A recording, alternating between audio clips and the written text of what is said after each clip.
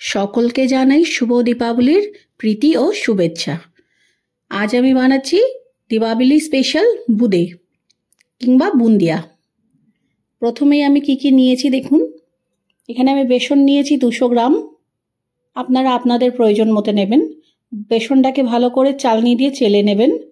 অল্প অল্প করে জল দিয়ে একটা মিশ্রণ তৈরি করব। খুব ঘন করব না, এই যে আমি যেইভাবে দেখাচ্ছি ঠিক তেমনই করব। দেব 2 চামচ ঘি দিয়ে ভালো করে ফেটিয়ে নেব। আধ ঘন্টার জন্য ঢাকা দিয়ে রাখবো। এবার অন্যদিকে আমি একটু চিনির শিরা করব। তার জন্য 1 বাটি চিনি নিয়েছি, 1.5 বাটি জল নিয়েছি। ওইদিকে কড়াটাও চাপিয়ে দিয়েছি, তাতে দিয়েছি তেল। এইদিকে আধ ঘন্টা হয়ে গেছে, মিশ্রণটাকে খুলে দিয়েছি। দিয়ে অল্প দেব সোডা, খুবই অল্প পরিমাণে দেবেন। দিয়ে ভালো করে একটু ফেটিয়ে নেবেন। এবার ঝাঁঝরা হাতা আমাদের বাড়িতে সবার ঘরে আছে। এদিকে তেলটা গরম হয়ে গেছে। আমি যেইভাবে ছাড়ছি ঠিক সেইভাবেই ছাড়বেন।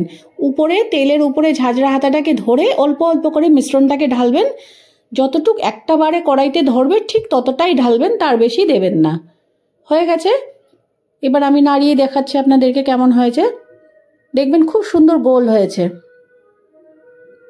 এই যে দেখুন, প্রত্যেকটা দেখুন দানা দানা এক একটা গোল, ছোট ছোট গোল গোল হয়েছে। একইভাবে বাকি বুঁদেগুলিও ভেজে নেব। এবার অন্যদিকে চিনির শিরাটাও হয়ে গেছে। আমরা খুব ঘন শিরা চাই না, তাই একটু এলাচ আর কেসর দিয়ে গ্যাসটা বন্ধ করে দিচ্ছি।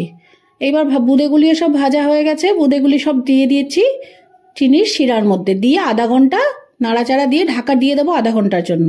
অন্যদিকে আমি একটু ড্রাই ফ্রুটস কেটে নিয়েছি আর 4 মগজ ভেজে নিচ্ছি। নিয়ে গ্যাসটা বন্ধ করে দেবেন। অল্প ঘিতেই ভেজেছি। দিয়ে উপর দিয়ে ছড়িয়ে দেবেন। ছড়িয়ে নাড়াচাড়া দিয়ে আর একটু সময় রেখে দেবেন 5 থেকে 10 মিনিটের জন্য। তারপরে পরিবেশন করুন। আমি তো শুধু মুখে খেতেই ভালোবাসি। আপনারা কি দিয়ে খেতে ভালোবাসেন আমাকে অবশ্যই কমেন্ট করে জানাবেন। ভালো লাগলে লাইক করবেন, ফলো করবেন আর কমেন্ট করবেন।